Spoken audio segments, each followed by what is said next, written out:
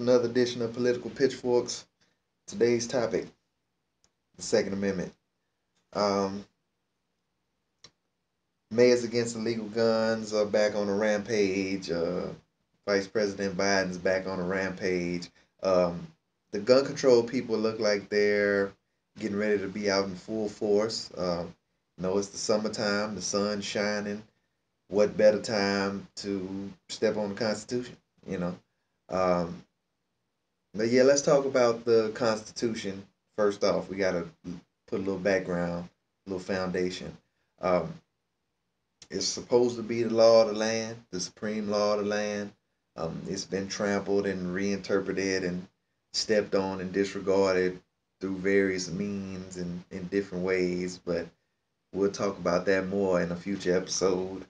Um, but yeah, it's supposed to be the supreme law of the land. And most of the rules that we make are supposed to comply with that. Um, most everything we do is talked about in some sense in the Constitution, if not specifically through some other means. It is it is just under that umbrella of something that the Constitution talks about.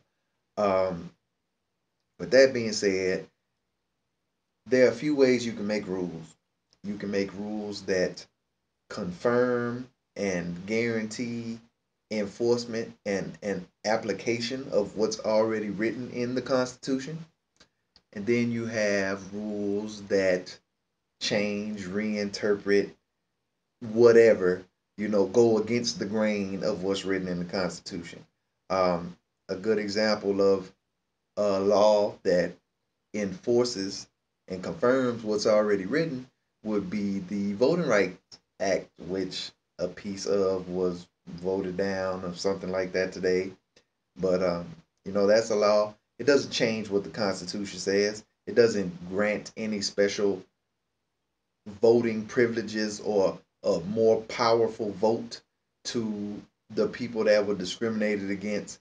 But what it does say is that you will not discriminate against this group of people, and their vote is going to count, and you will let them have their vote, or you will suffer these kind of consequences, or you will go through these kind of extra steps to make sure that you don't do it, or yeah, you'll suffer the consequences when you do it. um so yeah, that's not changing anything.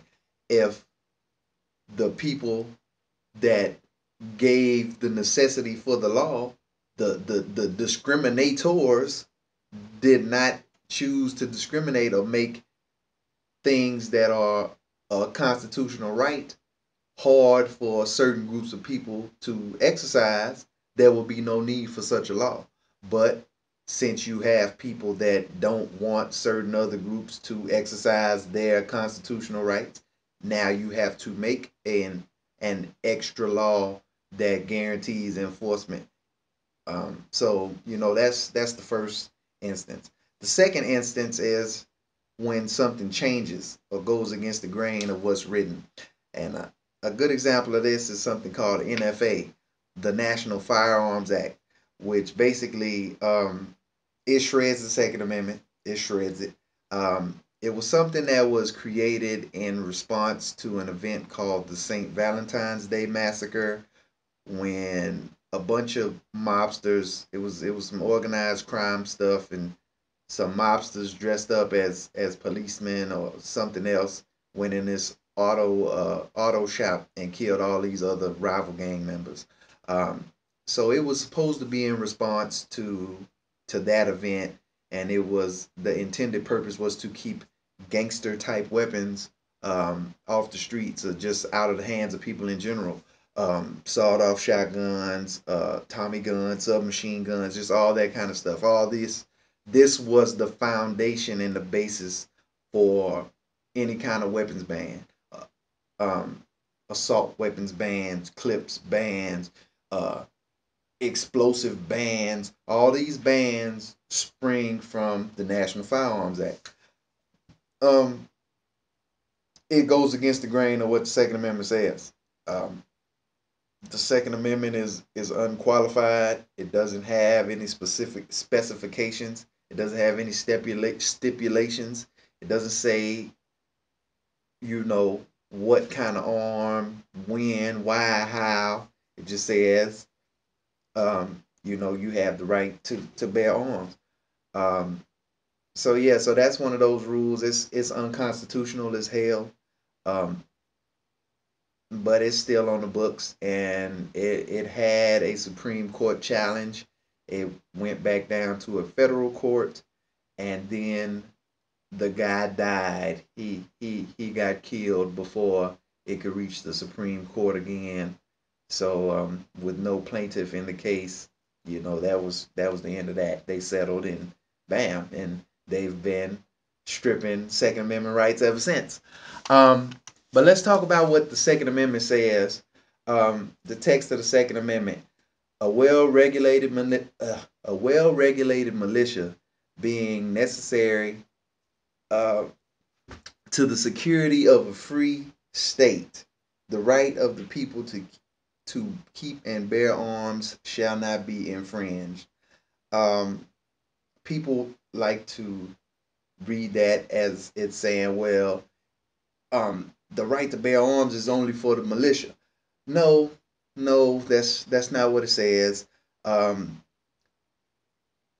you have a lot of rights. You have multiple rights. There's at least two that I could say off the bat that are mentioned in the Second Amendment. First off, you have the individual right to keep and bear arms, meaning the average American citizen has the right. Then you have the right by virtue of the fact that you have the individual right as the citizenry.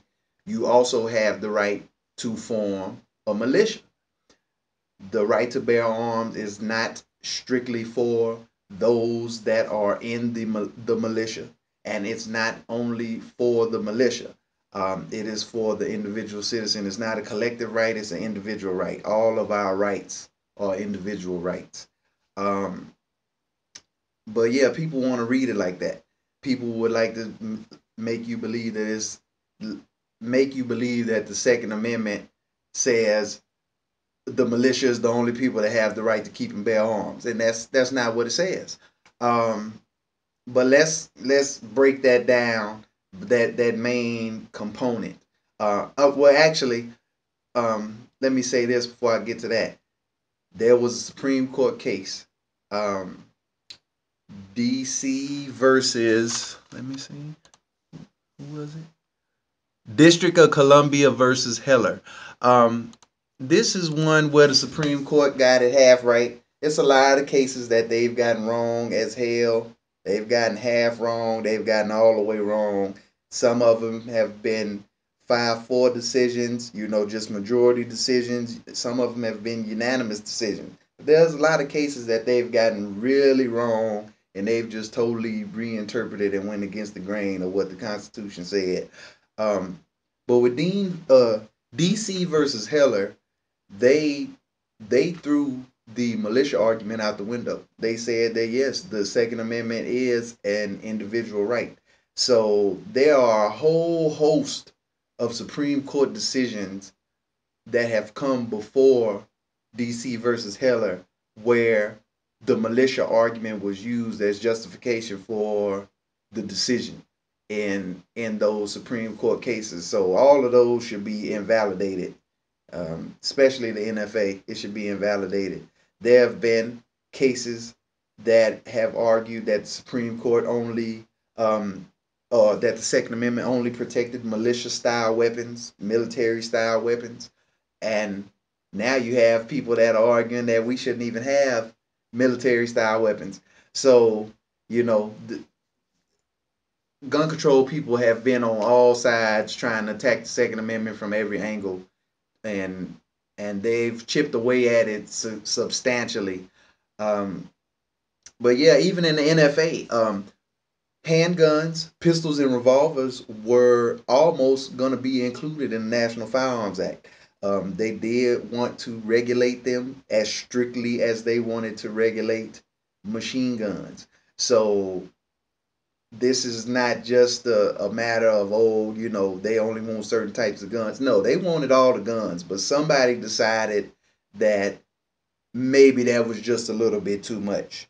And then not enough people raised hell. You know, hey, everybody didn't have a Tommy gun or want a Tommy gun or whatever. So it wasn't a big enough group of people arguing, saying that it was unconstitutional. So it goes.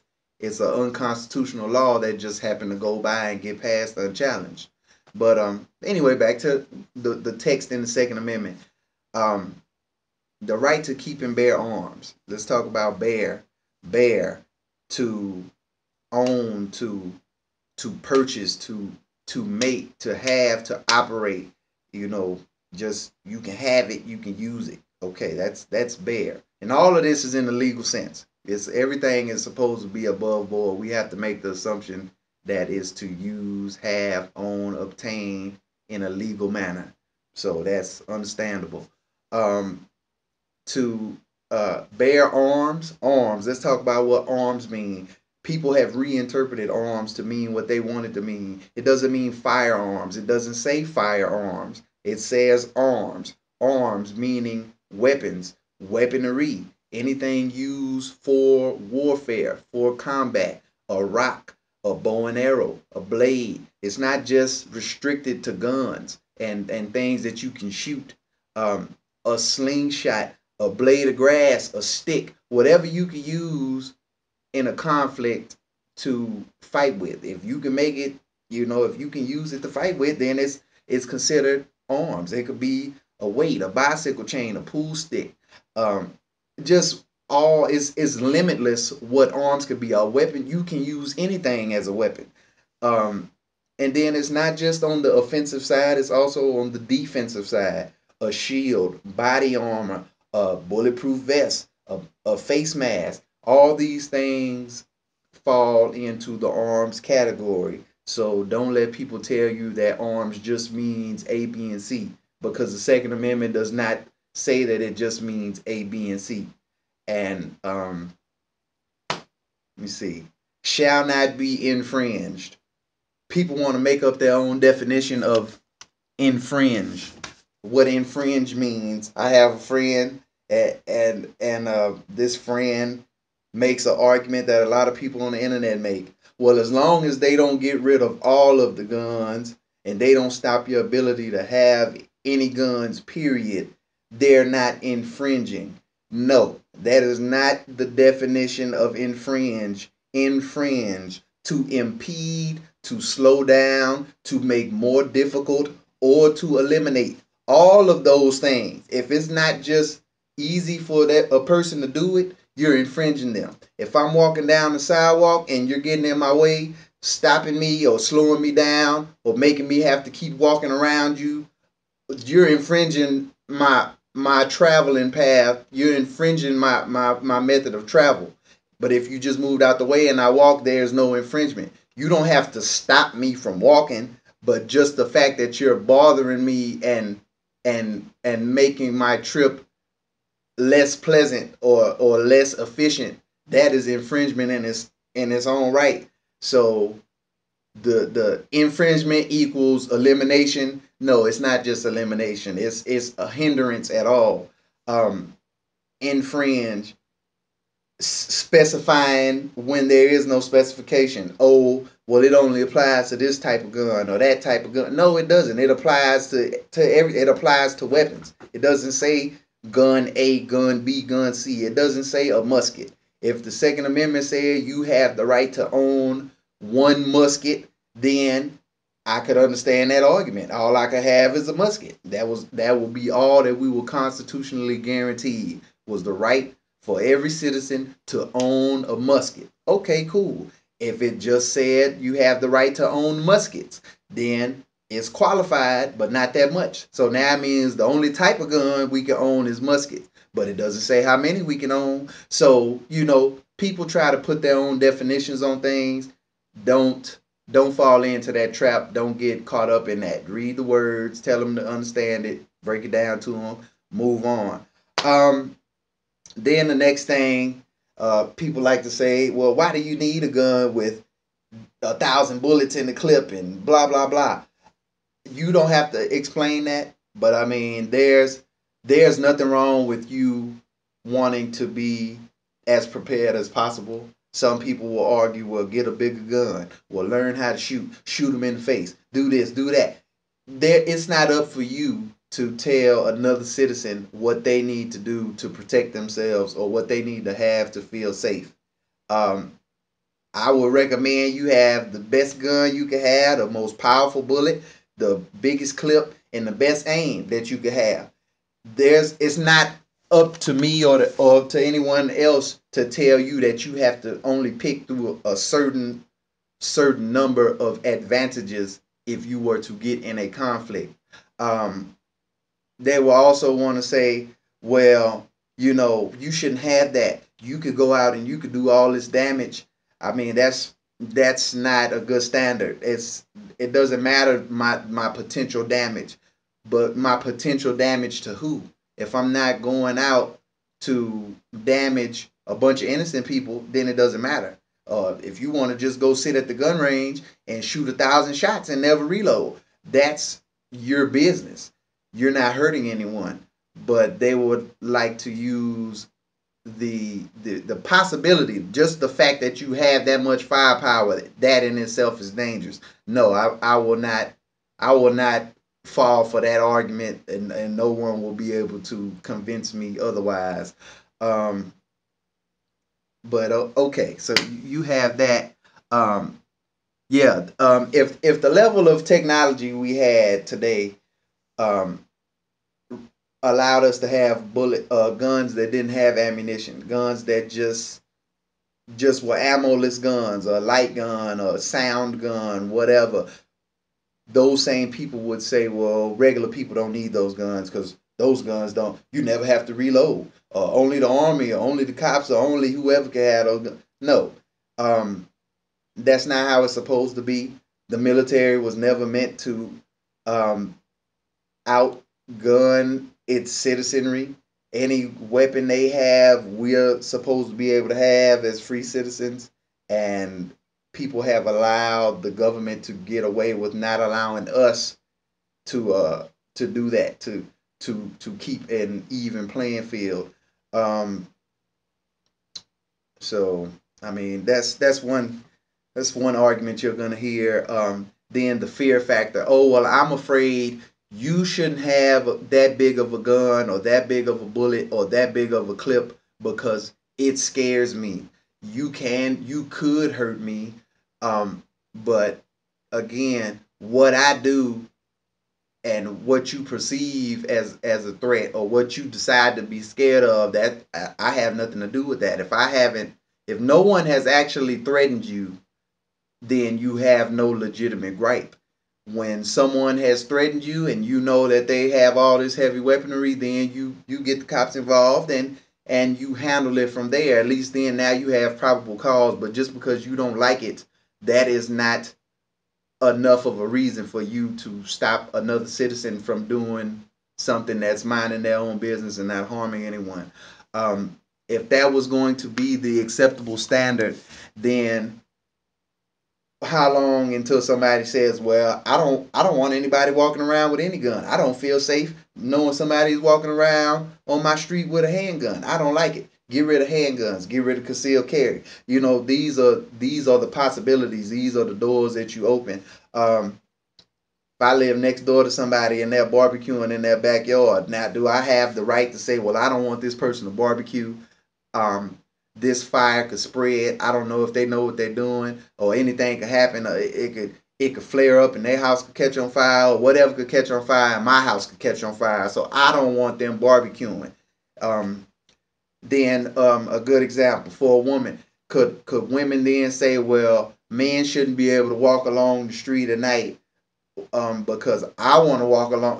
Women want to walk along the street at night, and women get abused and kidnapped and raped and all these other things men can do to women. So because we're afraid, now you don't have the option to do whatever you were doing th- that made us afraid. Even though you gave us no reason to be afraid. It's just the mere fact that you're doing it. We're scared and we don't want you to do it, so you have to stop. That's not how America works.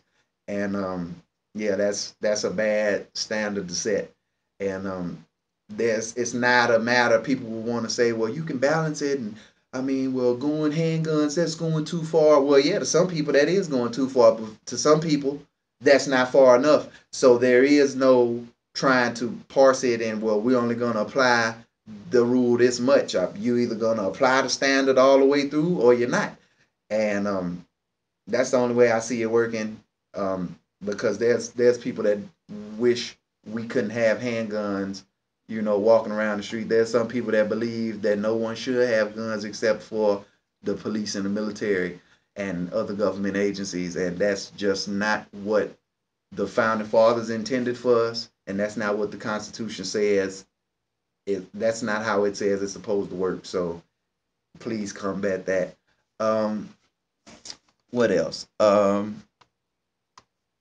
Yeah, I guess that's it. I hit all my topics.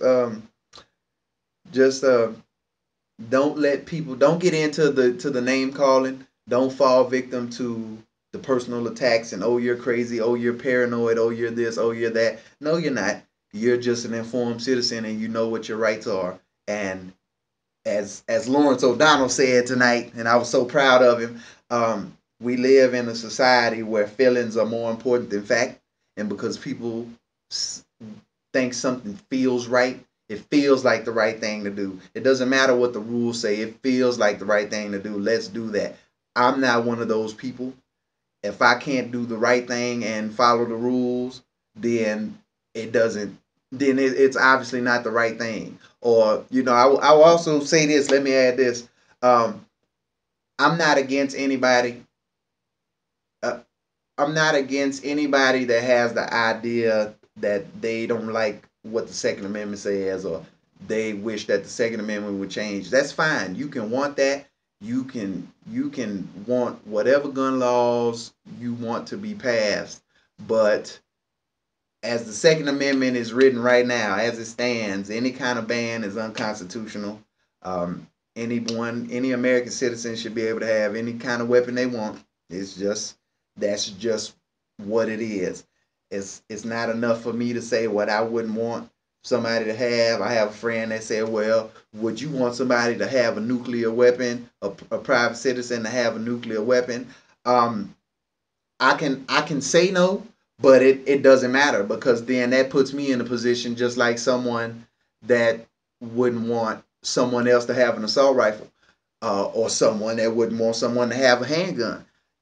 So that is not the standard on do I like it, but or who likes it. That's not the standard. The standard is it's a weapon and it falls under the umbrella of arms, and anybody that can have one or make one or afford one should be able to have it.